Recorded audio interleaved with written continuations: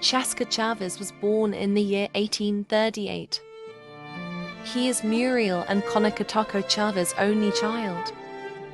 The very night he was born, his grandfather was killed, while his first few days was filled with his grandfather's mourning. His family was grateful for the miracle that was he, especially his grandmother Eleanor. She took care of him while his mother recovered from the birth. Her attachment to him helped her grieve. Eleanor spent more time with him than his parents. She loved him dearly. She was always teaching him something. Her greatest lesson was the importance of family. Every week the family gathered for storytelling. Even after her passing, the gatherings continued. That Eleanor wasn't the only important figure in Chaska's life. He was close with his uncle Doke. He was like an older brother. His parents taught him about responsibility. He helped with the garden and animals. That included the horses. His parents bred their horses so that he could have a horse of his own. He named him Sailor. Until the foal was old enough to ride, he would practice with Freya. Doke would supervise him. When he wasn't doing that, he would play with his cousin Tynita. Years went by and Chaska continued his daily routine. Despite the consistency, he was never bored. The family still gathered every week for storytelling. Now that Sailor was older, Chaska was able to take him on rides. He would go horse riding with his parents every day. Every now and then, Chaska would visit Eleanor's grave to catch her up on family matters. He took Sailor everywhere.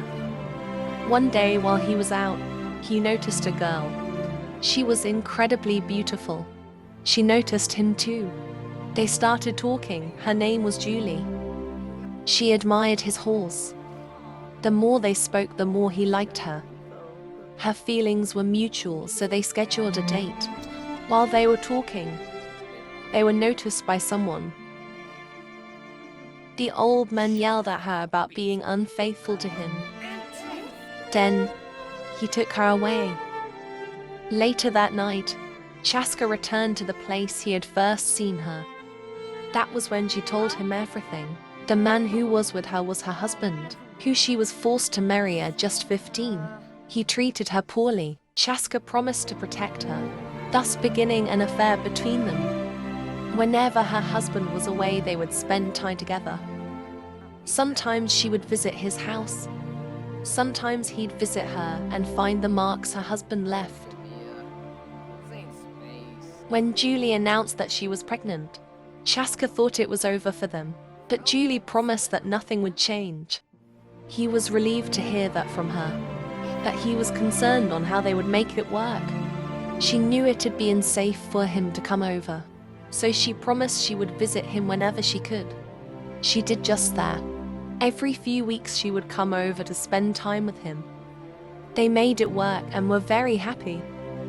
She even attended the family gatherings. Chaska's parents were happy for him, but they didn't understand why he wouldn't move her in. They didn't know that she was married to someone else. After a while, she told him her husband was getting suspicious, so she couldn't see him for some time. So he spent a few days without hearing from her. Then it was a week without a word. Then months. He was worried that something might have happened to her. The only thing that stopped him from seeing her was his fear of her husband. Eventually he couldn't take it anymore. He had to see her. In 1854 he went to her house. Someone else answered the door. He asked to speak with Julie. The woman told him that the people who used to live there had passed away. The husband had died just before Julie's water broke, and she passed during childbirth. The baby didn't survive either. Chaska couldn't believe what he had heard. The woman tried to comfort him, but he was too distraught. When he went home, he got into bed and stayed there for weeks. Not even Muriel could console him. Julie's death was a loss he would never get over. Chaska would spend the rest of his life working on his family's farm. He still lived with his parents and his uncle, and they still had family gatherings. His mother had eventually passed in 1868, and his father later in 1880. Every night he would ride his horse and enjoy the scenery until his death in 1894.